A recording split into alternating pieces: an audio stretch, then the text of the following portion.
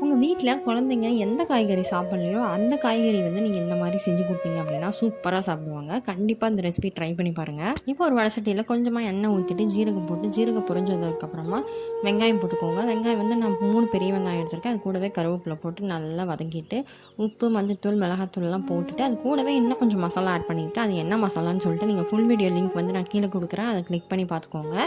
இப்போது இந்த மசாலா எல்லாம் போட்டு நல்லா வதங்கினதுக்கப்புறமா நம்ம வேவிச்சு வச்ச உருளைக்கிழங்கு எடுத்திருக்கேன். அம்மா என் பாப்பா வந்து உருளைக்கிழங்கு சாப்பிட மாட்டா, அதனால நான் உருளைக்கிழங்கு எடுத்திருக்கேன். நீங்கள் வந்து ப்ரோக்கோலி, கேரட்டு, பீன்ஸு இந்த மாதிரி நிறைய காய்கறி இருக்குது. எல்லா காய்கறியும் நீங்கள் ஆட் பண்ணிக்கலாம். இல்லைனா ஏதாவது ஒரு ஸ்பெசிஃபிக்கான காய்கறி ஆட் பண்ணிக்கலாம். நான் வந்து உருளைக்கிழங்கு நல்லா வேக வச்சுட்டு அதுக்கப்புறமா இதில் ஆட் பண்ணிவிட்டு நல்லா மசிச்சு விட்டுட்டேன். இப்போ சப்பாத்தி மாவை வந்து நல்லா திரட்டிட்டு இந்த மாதிரி அப்ளை பண்ணிவிட்டு இந்த மாதிரி ரோல் பண்ணிவிட்டு கட் பண்ணிக்கோங்க. கட் பண்ணிவிட்டு நல்லா வந்துட்டு கொஞ்சம் மொத்தமாக கூட இருந்தாலும் ஓகே தான். நான் கொஞ்சம் மெலிசாக போட்டிருக்கேன். தோசைக்கல்லில் போட்டு எடுத்து சாப்பிட்டீங்க அப்படின்னா டேஸ்ட் வேறு லெவலில் இருக்கும். நீங்கள் அதில் பட்டர் கூட ஆட் பண்ணிக்கலாம். வீடியோவில் பார்க்கலாம். பாய்.